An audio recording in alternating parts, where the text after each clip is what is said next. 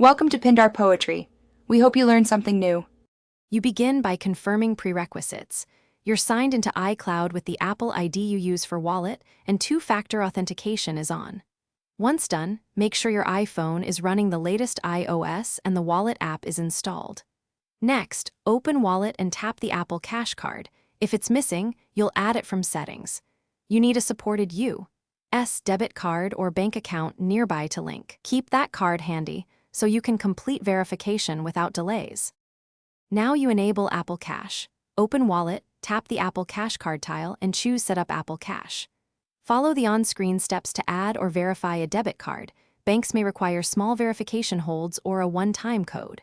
Once your card appears, agree to Apple Cash terms, and if prompted, complete identity verification. This can ask for name, address, SSN, and a photo of your ID. Make sure each field is accurate. Mismatches slow approval, so double-check before submitting.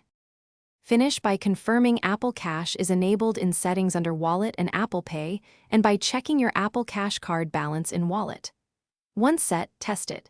Send a small amount through messages to a contact and accept it on the recipient device. If the setup fails, sign out of iCloud and sign back in, restart your iPhone, and recheck card details.